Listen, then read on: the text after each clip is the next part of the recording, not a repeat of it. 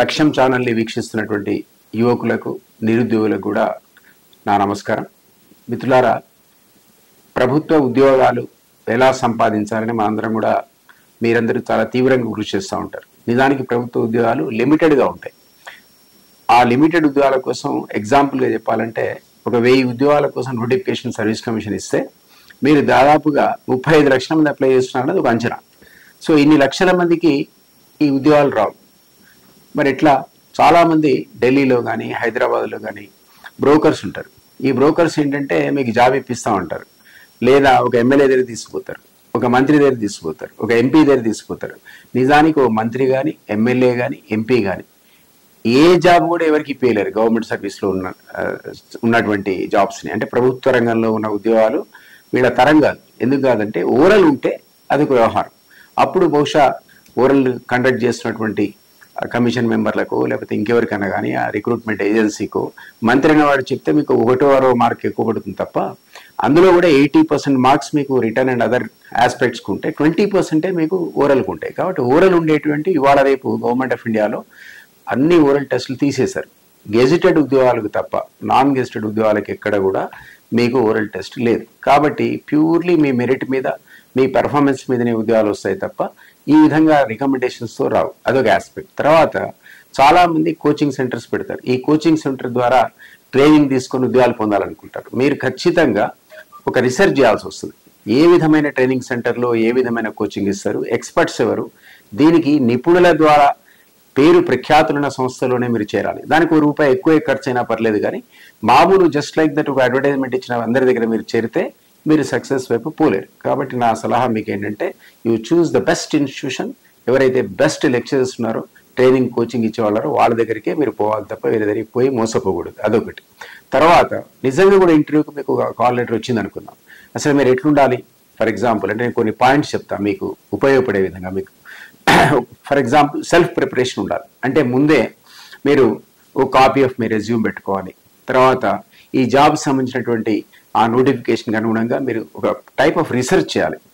ఆ రీసెర్చ్ ప్రకారంగా ఆ జాబ్కు అనుగుణమైనటువంటి ఆ ప్రశ్నలు మీరు క్యాలిక్యులేట్ చేయాలి. ప్రిపేర్ కావాలి, దానికి గైడెన్స్ తీసుకోవాలి. అదేవిధంగా మీ డ్రెస్ ఎట్లా ఉంటుందనేది కూడా అపీలింగ్ ఉండాలి. జస్ట్ లైక్ దట్ క్యాజువల్ డ్రెస్తో పోయి కేర్లెస్ యాటిట్యూడ్ ఉండకూడదు. అథెంటిక్గా కనపడాలి, కానీ at the same time arrogant మీరు కనపడకూడదు. రింకిల్ ఫ్రీ అపిరెన్స్ ఉండాలి. తర్వాత మీ అపిరెన్స్ బాగుండాలి. మనం ఏదో పిచ్చి పిచ్చి జుట్టు వేసుకొని లేకపోతే హిప్పీలా తయారై అక్కడ మన ప్రవర్తన కూడా కొంత కౌంట్ అవుతుంది. ఏది ఇంటర్వ్యూ వచ్చిన సందర్భం చెప్తున్నాను. ఒకవేళ మీరు ఇంటర్వ్యూ కనుక కాల్ లెటర్ వస్తే అట్లాంటి జాబ్స్ సంబంధించి చెప్తున్నాను. అదర్వైజ్ డెఫినెట్లీ మీరు ఈవెన్ ఎగ్జామినేషన్స్ కూడా మీరు రీసెర్చ్ చేయాల్సిందే, ఆ జాబ్ యొక్క ఆస్పెక్ట్స్ కన్సిడర్ చేయాల్సిందే. తర్వాత నేను ఇంటర్వ్యూ ఫేస్ చేసేటప్పుడు మీరు ఎమోషన్స్ని మాస్టర్ చేసుకోవాలి. మీరు వీక్గా కనపడకూడదు, లేదా డిస్టర్బ్డ్ కనపడకూడదు, లేదా పెట్రబుడ్ కనపడకూడదు. చాలా కూల్గా మీరు అపేర్ కావాలి. అదేవిధంగా డ్యూరింగ్ ఇంటర్వ్యూ, ఒకవేళ మీకు ఇంటర్వ్యూ కాల్ వచ్చి నిజంగా ఓరల్ టెస్ట్ ఉన్నటువంటి టెస్ట్ల గురించి మాట్లాడినప్పుడు కమ్యూనికేషన్ ఎట్లా మీరు కమ్యూనికేట్ చేస్తున్నారు, మీ కమ్యూనికేషన్ చాలా ఇంపార్టెంట్. అందుకనే మినిమం మీకు నాలెడ్జ్ ఇంగ్లీష్లో ఉండాలి, అంటే వెకాబులరీ ఉండాలి. స్పోకెన్ ఇంగ్లీష్ క్లాసెస్ మీరు తీసుకుంటే ఇంకా చాలా బెటర్. చాలా సందర్భాల్లో ఇక్కడే కాదు, విదేశాలకు పోవాలన్నా మీకు ఇంగ్లీష్లో పర్ఫెక్షన్ లేకపోతే చాలా కష్టం. ఏ దేశానికైనా మీరు పోండి.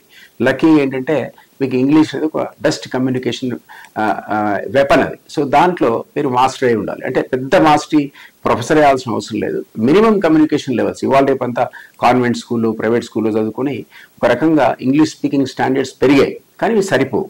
కాబట్టి ఇది ఒక ఆస్పెక్ట్. తర్వాత ఇంకోటి ఏంటంటే మీరు ఎప్పుడైతే పోతారో వాకింగ్ అయినాక ఇంటర్వ్యూలోకి, how do introduce yourself, అది చాలా ఇంపార్టెంట్. ముందు వాళ్ళని గ్రీట్ చేయటం, ఏ విధంగా గ్రీట్ చేశారు, తర్వాత మీరు ఏ విధంగా మీ యువర్ సెల్ఫ్ మీరు ఎక్స్ప్రెస్ చేస్తారు, మీ ఇంట్రడక్షన్ ఎట్లా ఉంటుంది, ఏ విధంగా మీ క్వాలిఫికేషన్ ప్రజెంట్ చేస్తారు. తర్వాత మీరు వినగలగాలి, అడిగే ప్రశ్నను పూర్తిగా అర్థం చేసుకోవాలి. ఆయన క్వశ్చన్ సగంలో ఉండగా మీరు ఇమ్మీడియట్గా రిప్లై స్టార్ట్ చేయకూడదు. ఇదంతా అయిన తర్వాత మీరు కూడా కొన్ని క్వశ్చన్స్ అడగడానికి లిబర్టీ ఉంటుంది. Sometimes you can definitely ask them. మీ వంతుగా కూడా మీకున్న డౌట్స్ కూడా అంటే తప్పేం లేదు. అదేవిధంగా ఇంటర్వ్యూ ఫాలోఅప్ ఒక రీసెర్చ్ చేసుకోవాలి.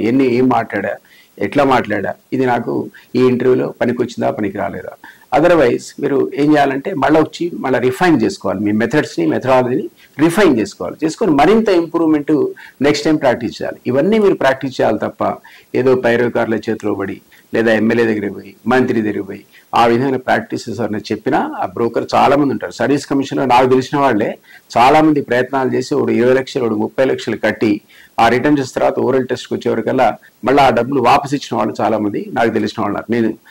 మీకు తెలిసి నేను ఒక 2 టర్మ్స్ ఎమ్మెల్సీ ఉన్నా 10 జాబ్ మేళాస్ కండక్ట్ చేశారు. రకరకాల కంపెనీస్ ప్రైవేట్ జాబ్స్ కూడా నేను కండక్ట్ చేశాను. కాబట్టి నాకున్న అనుభవంతో చెప్తున్నా ఆ మోసాల జోలికి మీరు పోకూడదు, అసలు ఆ పైరేళ్ళ జోలికి పోకూడదు.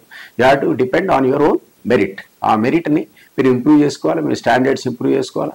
అదేవిధంగా ఎప్పుడైనా సరే ఒక ఇంటరాక్షన్ ఉండాలి. అంటే మీరు ఒక్కళ్ళే చదువుకోవడం కాదు, ఒక గ్రూప్ చదువుకోవాలి. ఈ గ్రూప్గా స్టడీ చేస్తే ప్రిపరేషన్ ఉంటే ఒక అడ్వాంటేజ్ ఏంటంటే మీరు మీ ఫ్రెండ్స్ని క్వశ్చన్స్ చేయాలి, వాళ్ళతో సమాధానాలు తీసుకోవాలి, మీరు వాళ్ళని క్వశ్చన్స్ ఏమని అడగాలి, మీరు సమాధానాలు చెప్పాలి. ఒక గ్రూప్ ప్రిపరేషన్ అనేది ఎప్పుడైనా సరే అది చాలా యూస్ఫుల్. అది ఇది చేస్తే తప్ప మీరు మాస్టరీ సాధించలేదు. అదర్వైజ్ మన ఇద్దరే కూర్చొని చదువుకున్నాం అనుకుందాం, మీరు ఒక్కడే చదువుకున్నారు అనుకుందాం, ఒక గంట సేపు చదువుకున్నారు, బోర్ కొడితే నిద్రపోతారు, ఆర్ మీరు దాని నుంచి డైవర్ట్ అయిపోతారు. మైండ్ అనేది వేవరీ ఉంటుంది. కాబట్టి ఒక కాన్సన్ట్రేషన్తో మీరు ఎప్పుడు కూడా ఒక్కళ్ళే తయారు కాలేదు. కాబట్టి ఒక గ్రూప్ అనేది ఇన్వాల్వ్ అయ్యి ఒక ఫ్రెండ్స్ అంతా సర్కిల్గా మీరు ప్రిపేర్ అయితే 90% మీ ఎఫిషియన్సీ పెరుగుతుంది, మీరు జాబ్ పొందేటువంటి అవకాశాలు మెరుగవుతాయి. Wish you all the best.